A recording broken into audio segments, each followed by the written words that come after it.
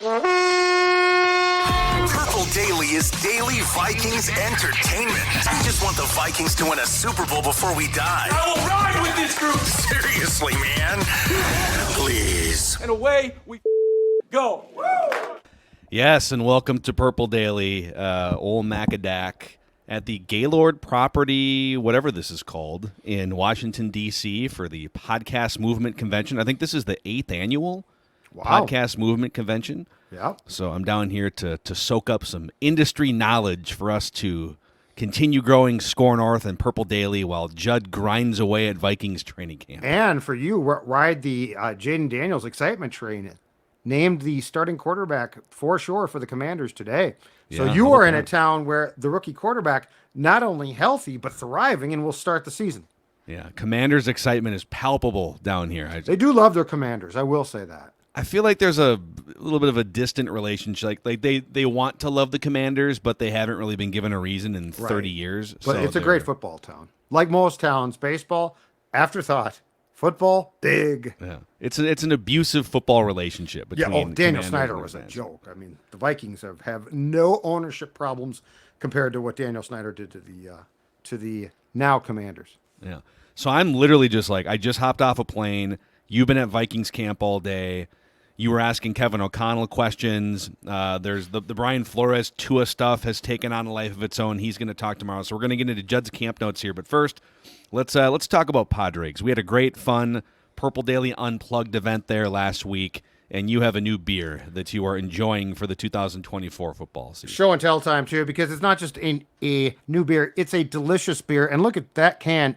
If you can see it, Red Chimney, Red Ale from our friends at Padres. I'm going to tell you right now, this is a delicious beer. In fact, this is how the sports dad and Judd's Camp Notes quenches his thirst after a tough practice. Padres, absolutely outstanding. They have a variety of beers, fantastic, that can be found in liquor stores throughout the Twin Cities. For me personally, it's Lunds and Byerly's. They do a great job stocking it there. But I highly encourage you to try Padres beer. They've got a session beer, so if you don't want something heavy, that's on the docket. But again, reds are hard to find. And I feel like the 90s you could find good red beers, and now it's become difficult. Well, Padres has solved that issue. Brewed locally, absolutely fantastic. And yes, if you're drinking one of these, I would love to see your can. Show us your cans at Jay Zolgad, at Score North on Twitter. Amen. And also, just a reminder, we are, until the end of the month, we're giving away a 75-inch Roku Pro Series 4K TV, nearly an $1,800 value. You can register to win it for free on the Score North app, listener rewards section. Glorious 75-inch Roku Pro Series 4K TV for football season. Win it for free on the Score North app. All right, you start wherever you want. You're basically educating me as to what has happened in the last 4 to 5 hours as I've been airborne. As we recorded our Purple Daily episode on Monday, the news didn't break, but the news was confirmed by the Vikings that Stephon Gilmore had been signed. He was on the practice field today wearing number 23, not surprisingly, looking in fantastic shape. I didn't get a real good answer, but I said, is it more of a detriment that you weren't in a training camp, or at this place in your career, i.e. your age, does it actually help because you're not beat up to a pulp? And he's like, I still need to be prepared for the season. I think that this one is pretty crystal clear. One, he's not going to play on Saturday. No one's going to play. No one who the Vikings truly care about is going to play in the last preseason game against the Eagles in Philadelphia. I think he definitely looks like he will track to play September 8th against the Giants. Now you're asking, okay, where did he play today? Interesting. So the Vikings coming off a game and 2 physical practices against the Browns, but coming off a game on Saturday, Sunday off, they came back and are now a little bit more into the normal regular season schedule. So shorts and shells. So essentially a walkthrough. They did work, but I mean, it was not a stressful work. I think that they will get back to it for the next 3 days, starting on Tuesday. They rotated a lot of the cornerbacks in. Shaq Griffin back today for the first time since going out with a hamstring injury in the second practice of training camp. What I saw in the rotations, though, Byron Murphy Jr. and Shaq Griffin on the outside on the boundaries. When they went to nickel at one point, Gilmore came in on a boundary. At that point in time, Byron Murphy Jr. moves inside. And now Shaq, not surprisingly, did not take a full complement of snaps either because he is coming off a hamstring, still had a sleeve on his right leg. So they're concerned about that a little bit. Fabian Moreau also worked with the ones. I think this is pretty crystal clear. I think opening weekend, I will be very surprised. They might start Murphy outside along with Griffin, presumably if he's healthy. But at some point in time, if not week one early on, we are going to see a situation where Gilmore is a boundary corner starting. He's going to play consistently, I think. And they'll go from there. Ideally, if Griffin plays well, I don't think it's ridiculous to suggest that it would be nice if Murphy could really concentrate on just playing inside. Mm-hmm. So we're not going to see that yet. And I mean, they definitely consider him to be a very important part of this defense. And Byron Murphy, for the foreseeable future, the rest of training camp, is going to play an outside corner and then go inside. But ideal world, I think you could see Shaq Griffin and Stephon Gilmore outside. And then there's nothing wrong because you play a ton if Murphy just becomes that inside nickel guy and can focus on that spot. That's what I think. How about this? I mean, you think about, because when did they sign Shaq Griffin? It was kind of like second wave of free agency? Sounds right. You went into the offseason like 6 months ago. What's today? August 19th. So take us back to mid-February as we're projecting ahead. Yep.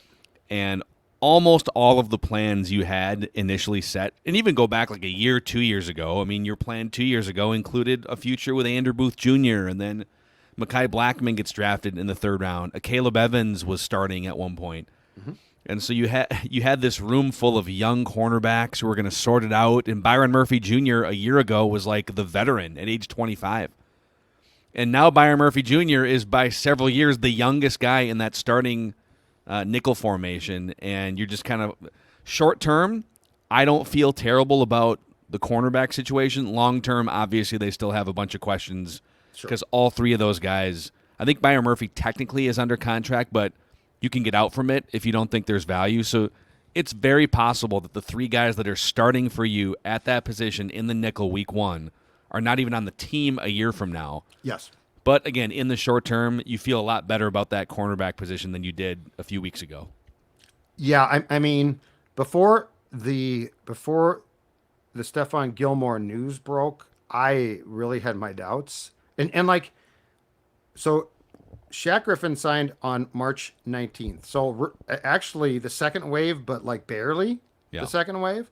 But, there's two things here at play with Shaq. One, he hurt his hamstring on the second day of camp and just returned to practice today, and training camp is just about done.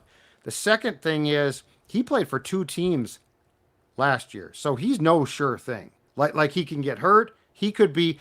I have a lot more faith as we talk right now going into the season that Stephon Gilmore will be better and healthier than Shaq. So, yeah, there's unknowns here. But at least with Gilmore being signed, I think you have a feeling that there is now a guy that can anchor the corner position. And I don't know that guy existed. I mean, Murphy's played okay at times. PFF, certainly in 2023, didn't love him. But my faith in him, I think, would be bolstered if he didn't have to play outside as well. That's a big ask. That's an ask of a really good player to play outside and then go inside. So, but I think Brian Flores probably sleeping better at night knowing that Gilmore is there. Doesn't make him great, but again, gives them a guy I think you can trust. My only question is, at the end of the day, will Gilmore be so important that they, in any games, assign him to shadow the top receiver on the opposing team? Oh. Yeah, that's a good question. I saw Murphy doing that in training camp practices, which scared me. I was scared. Murphy's not the guy you want shadowing another team's number one. Well, at least we do know after the last 24 hours, if any of these cornerbacks don't live up to expectations, Brian Flores will verbally tell them. All right, so you went through the Tua quotes, and if you want to go back there, you certainly can. So Tua was on a podcast, and I guess it was so. Seifert told me it was like at the end of Levitard's podcast, and it was the hey, I got one more thing for you. Hey, what happened with Flores? And Tua aired him out. Basically, called him what? A bad person? He basically a terrible person tells you Okay. that you're not good and you're worthless and you don't. I mean, I'm paraphrasing. The Right. terrible person thing is a direct quote. Yes. I'm 95% sure. I got it right I'm here. not- I'll find it. But yes, so he was talking about I don't care if you're president, if somebody calls you a terrible person. So I asked O'Connell about this, right? And I said, you've seen the quotes. I'm sure you've heard about this. It was a major story in the National Football League news cycle all day on Monday. I said, what's your response? He said, quote, O'Connell, I don't particularly have a comment on something that took place with another team, or I don't like to comment on comments of other players on other teams, but I can tell you, I know that the players Flo works with, he's got a great relationship here. He really has. I know that reporters in this town, in brackets, have heard a lot of the players talk about how much they enjoy playing for Flo and how much I enjoy working with him every day. And that's all I can really comment on. And I just like to leave it at that. Yeah. End of quote. You know, and by the way, just for reference, here is the full Tua quote. I think we should read this because we Sure. put this like a half hour into the Monday edition of Purple Daily. So Absolutely. if you haven't, maybe you missed the Monday episode, which shame on you, by the way, for missing the Monday Purple Daily. Come on. You should really go back and listen. Play catch up. This is what Tua told Dan Le Batard. To put it in its simplest terms, if you woke up every morning and I told you that you suck at what you did, that you don't belong doing what you do, that you shouldn't be here, that this guy should be here, and you haven't earned the right, then you have somebody else come in and tell you, Mike McDaniel, dude, you're the best fit for this. Like, you are accurate. You're the best whatever. You are this, you are that. How would it make you feel listening to one versus the other? You see what I'm saying? And then you hear it, regardless of what it is, the good or the bad, and you hear it more and more, you start to actually believe that. I don't care who you are. You could be the president of the United States. If you have a terrible person that's telling you things you don't want to hear or that you probably shouldn't be hearing, you're going to start to believe that about yourself. So, okay, this is just one man's opinion of Brian Flores, but it also is a really important you brought this up on Monday's show. If he wants another head coaching job, and generally the number one thing you need to do as a head coach, whether you're a defensive-minded head coach or an offensive-minded head coach, you need to build a great relationship with your quarterback. Period. And by the way, if you're a defensive coach, and Mike Zimmer, listen up too, if you ever get another crack at being a head coach, no one's asking you to learn how to scheme offensively and to completely learn the other side of the ball in the way that Sean McVay and Kyle Shanahan and Kevin O'Connell do. But at the bare minimum, you have to empower that quarterback. You have to build a trust and a relationship, and you have to put that quarterback in a position to feel and play at his best. And so, like, this is the most important thing to do as a head coach, and Brian Flores clearly dropped the ball and failed at that. So, listen, from a Vikings perspective, we know that he's been a great defensive coordinator so far. If this prevents him from getting head coaching looks in 2025 and he stays as defensive coordinator, oh, maybe the Vikings benefit from Tua coming out and going scorched earth on Dan Le Batard's podcast. Yes. I mean, if I'm the Wilfs, I call Flo right now. I say, Flo, let's talk about a multi-year contract. So I think there's a lot of things here. One is clearly the way that you handle defensive players is not the way that you handle offensive players, especially quarterbacks. Like the O-line can take it, right? You could probably bitch at the O-line all day long and they just sweat and grunt and go back to work. Quarterbacks are a different breed. And I think what the tentacle of the Zimmer and Brian Flores thing to me that I find to be so intriguing is, the team might not draft or sign the guy at quarterback that you want, right? But you're a defensive guy. I mean, you were hired to stop teams, and if you hire a good OC, that's awesome. But it's funny because it's quite clear with Tua, and we know this for a fact with Kirk, right? Both in Flores' case and for sure in Zim's case, they got a guy that they didn't think that they could work with or liked. But that doesn't matter. If it's done, it's done. Like you might as well just Right. quit. Like if you're like, I can't work with Kirk, then just walk out the door and quit. And Go be a defensive coordinator somewhere. yeah, and if you're like, well, Tua's soft, I can't coach him, then just quit, because you know what? Your team is investing a ton there. It's a ton in draft picks, or it's a ton in capital. So I think that's the lesson. But there is no shame in being really good at being a coordinator. I think we get this, and I butt into this for a long time too. But the reality is this: just because you can scheme, right? Scheme up a storm. And Flores can. He's really good at it. Or just because you're a defensive guy, and those guys often are probably bigger jerks. And they don't try and massage. They just basically are a bull in a china shop. Doesn't mean you're going to be a good head coach. That's okay. Yeah. Like a good head coach, Phil, is an organizer, right? A good head coach is a coddler of sorts. What Flores does is Flores goes in there and he is like, we are going to get this defense to work. And it's funny, I didn't talk to him, but I am willing to bet if you go to Josh Patelis tomorrow and go, hey, what about Flores? He's going to swear he loves the guy up and down. So, Yeah. And also, like, I don't want to, I feel like we should do a deeper dive into this maybe some other time, but Flores, it was February of 2022. Yeah, it was right after the 2021 season. So he sued the league and several teams, saying the league was rife with racism, particularly in its hiring and promotion of black coaches.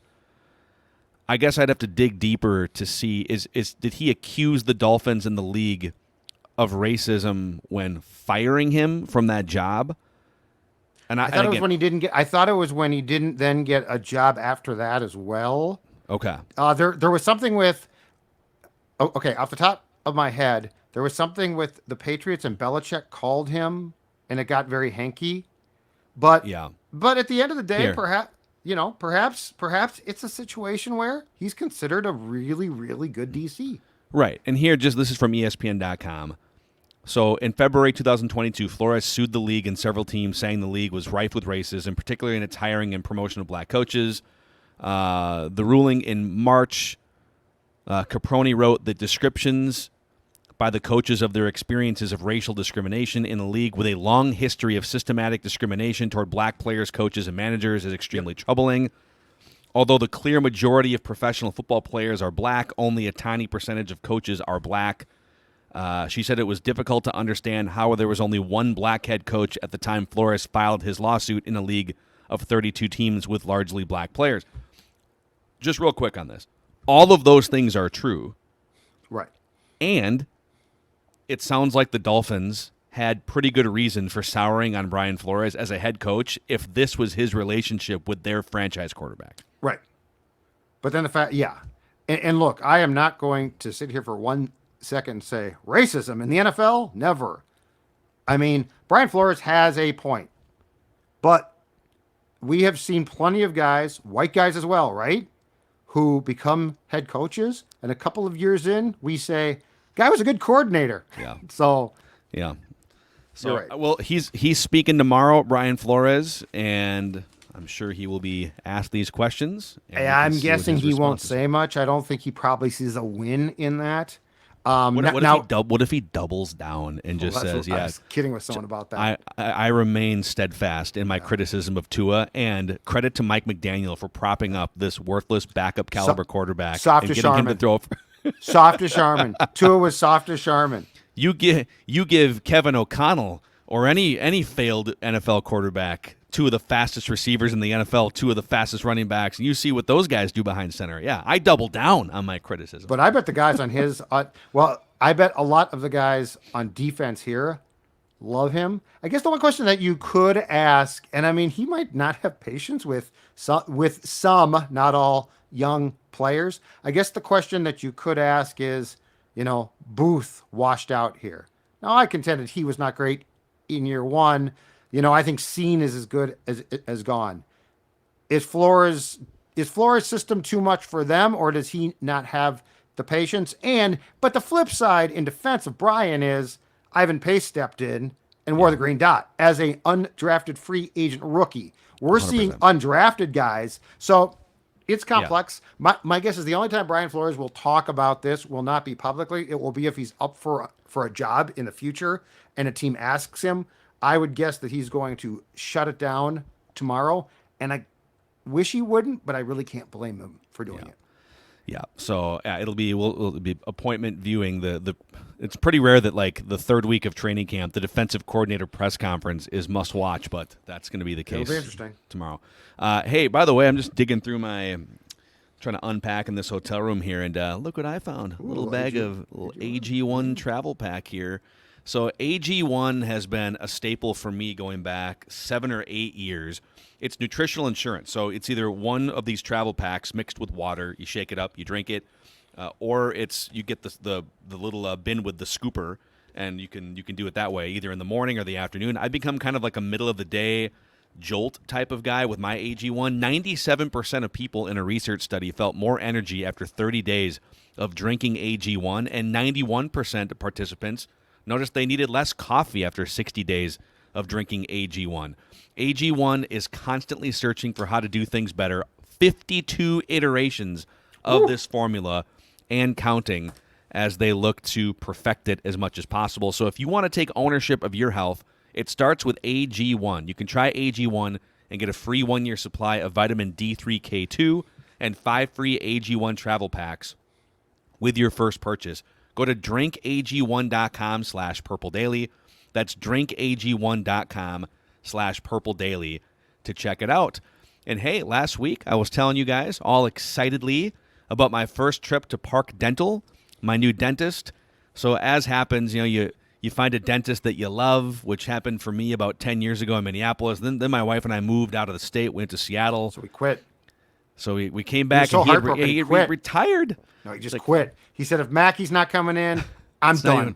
If I can't clean Mackey's plaque off his teeth, it's not even worth doing this ever again. Here. So I was a dentist drifter. I was looking for a new dentist, and luckily some coworkers and friends all recommended Park Dental.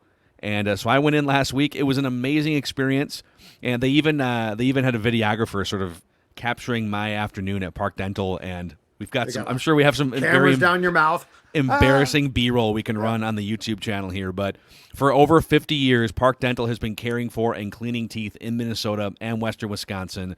They even treat local professional athletes from time to time. Huh? I'd tell you, but I'd have to. Sam Darnold? I don't know if he's been J.J. here long McCarthy? enough. Sam Darnold might not want to get too comfortable in Minnesota, but hey, if he's looking for one quick cleanup, CJ Ham, maybe. Schedule your checkup at parkdental.com. That's parkdental.com. Okay, Judd's camp notes commence. All right, so we just talked about what I would consider the A and B talkers of the day. Let's go to the camp notes. Let's go to so it was shorts and shells, so not exciting. They did run team drills. They did run drills. I'm going to give you a Darnold good and a Darnold bad. There was with Addison still out of practice with the ankle, of course, 83, our guy. Jalen Naylor seeing more time, caught a very nice touchdown pass. Now it was in team drills where they couldn't hit, so the defense at a distinct disadvantage. There were occasions where Darnold threw passes that were complete on which he would have been sacked in a game. There was a nice laser to Johnny Munt in the back of the end zone on a play that he probably would have been sacked twice, but he got the pass off eventually. But the practice did end with a screen pass that was picked off by Byron Murphy Jr. and returned for a touchdown. So the Darnold good, the Darnold bad. I still can't. I think he is, in my opinion, he is the biggest unknown. I don't know what to expect. I just have no clue. There's throws, like you can see talent there, but then there's other times where you're like, oh boy, that's not, I am so curious September 8th to see, one, what he looks like, and two, what O'Connell or how O'Connell tries to manage him. Because that's going to be a big thing here. Mm-hmm. Like, O'Connell managed Kirk, but Kirk did have some of that, starting quarterback equity built up.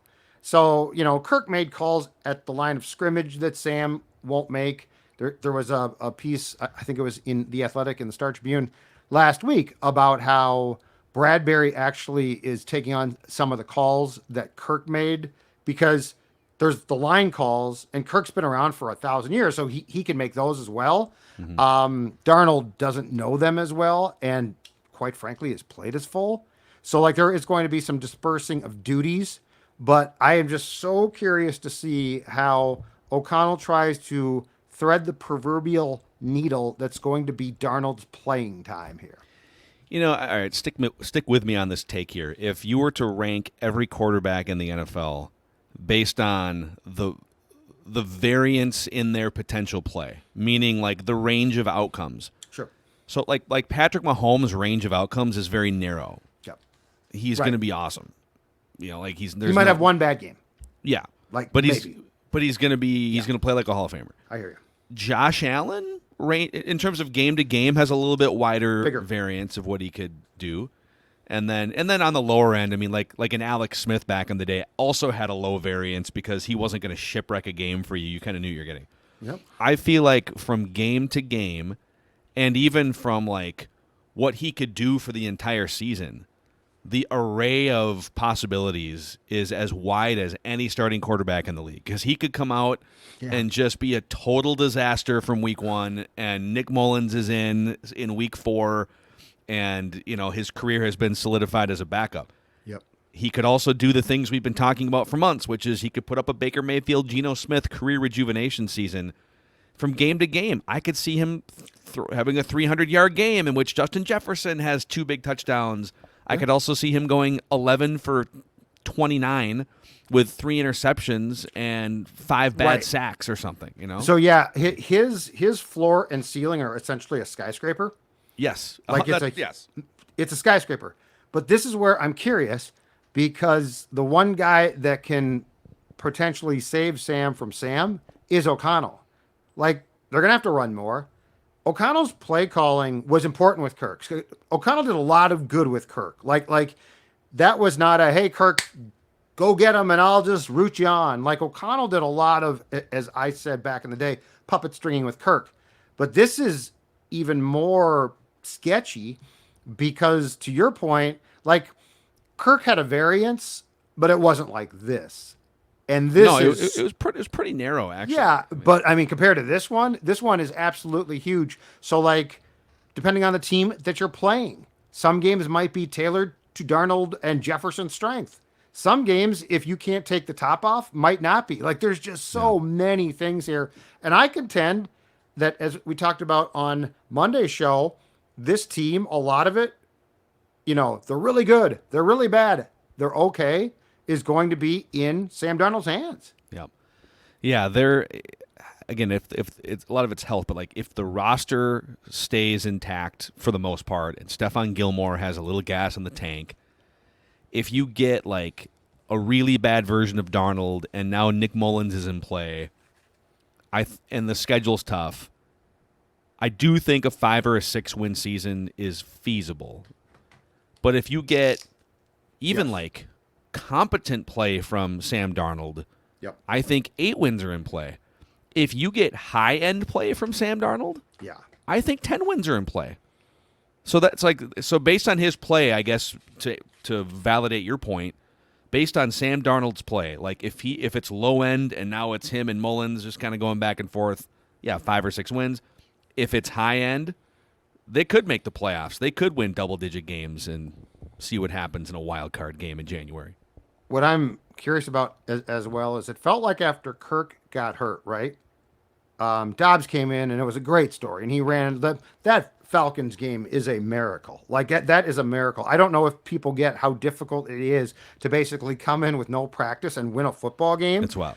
It's absolutely nuts.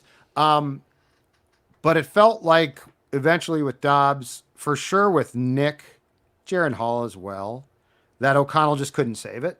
Like there just wasn't enough he could do to save it.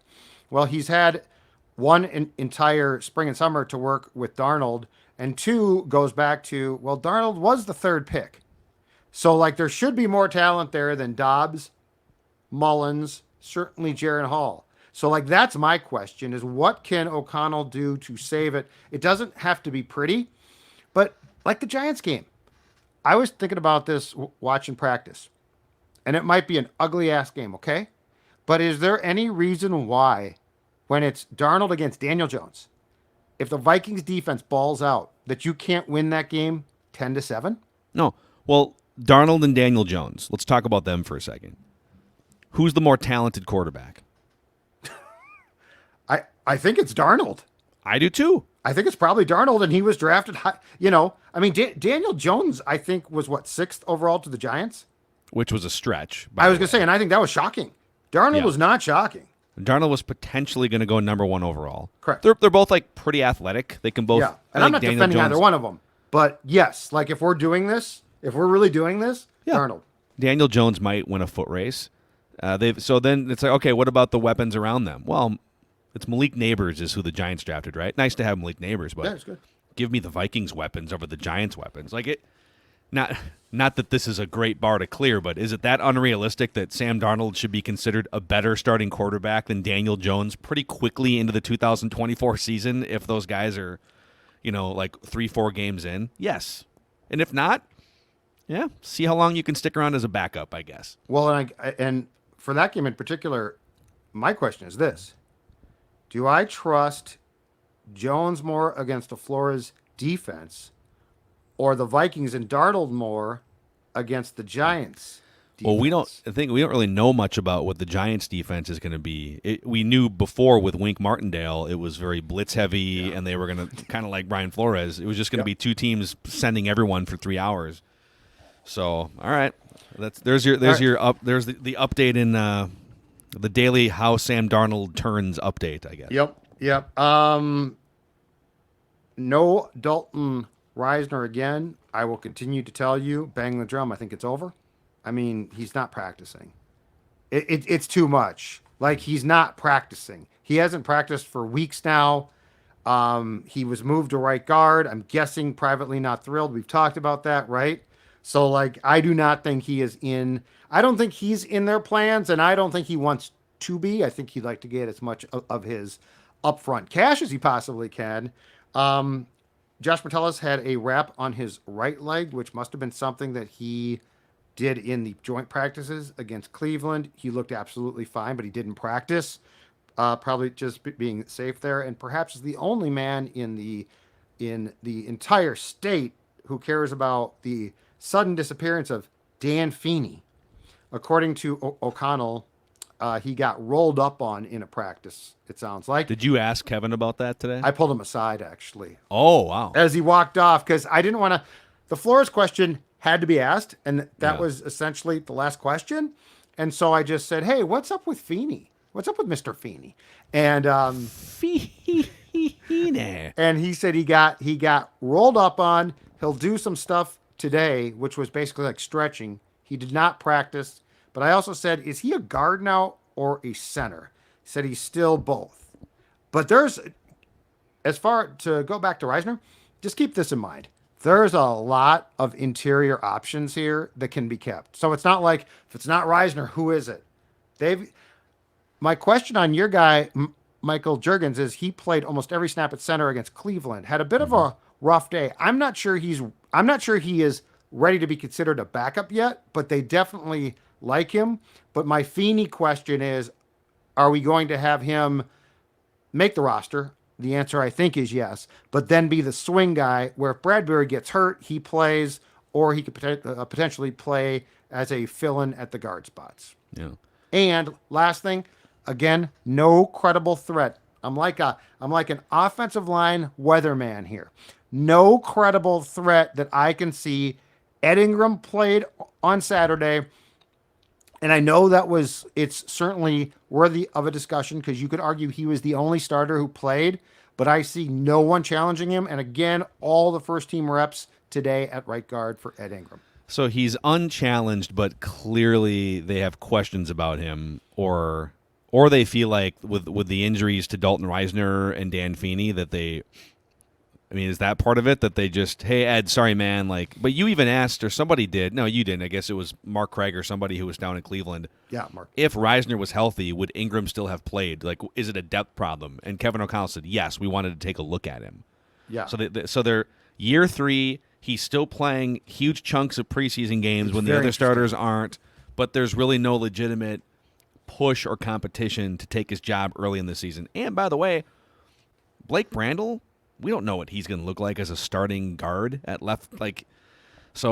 Right. The whole idea here was, okay, don't worry, Reisner is the insurance policy. But if Reisner's not practicing, now we're kind of back to square one with how we feel about the offensive line depth going into the season. It's like every single year we have guard uncertainty around here. And well, I know, and that's we found why a different path to get there. But here this is why each March, from the time that we started doing the damn show on radio, I have liked your idea, and I've shared the thought of just sign a good one in free agency.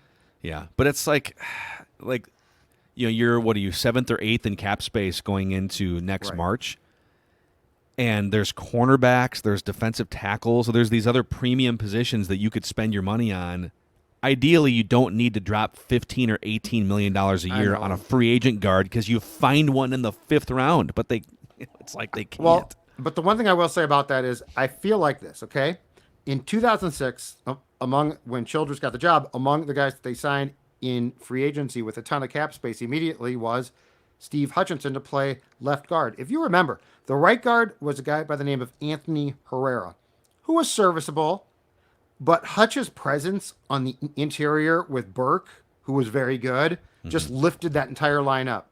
So I don't think you need two great guards. I think if you have one really, really good one, it helps lift the entire ship up. Yeah. The rising boats thing. Hey, is that the end of Judd's camp notes? Let's see here. I think it is. Yeah, we talked Stephon Gilmore. And Addison did not practice. I did not see him. I think it's my personal opinion. I am not getting this from O'Connell or anyone else. I think it's going to be touch and go for week one. Yeah, because Justin Jefferson accidentally went Favre in his press conference in Cleveland last week and basically said it's going to be a couple of weeks. Yeah, Shanko's got a shoulder problem. JJ gave us a hamstring. Jets gave us a timeline, and I think it's going to be touch and go. He very well might play, but it's an ankle, and here's the question: is it a high ankle? If it is, he probably doesn't play in week one. So can't you? What if he's healthy and just needs to be suspended for a few games? That's what The league's not going to do you that much. Such a favor. I have one what are people saying about the Vikings thing for you, and it's from an emailer, and I'm going to see if we can make your head explode from your home office. Before we do that, a hello to our friends at Federated Mutual Insurance Company. So Federated's been around for over 100 years. They've been helping businesses maximize their success through risk management. They measure their success by the success of their clients. Their corporate culture is grounded in equity, integrity, teamwork, and respect. These are the 4 cornerstones that create the foundation that supports all interactions and decision-making at Federated. Simply put, this is a great offensive line to protect your business, if you will. FederatedInsurance.com. Great, you want to talk about great guard play? 100%. Yep. No questionable guard play at FederatedInsurance.com, where it's our business to protect yours. This email comes from Doc. What's up, Doc?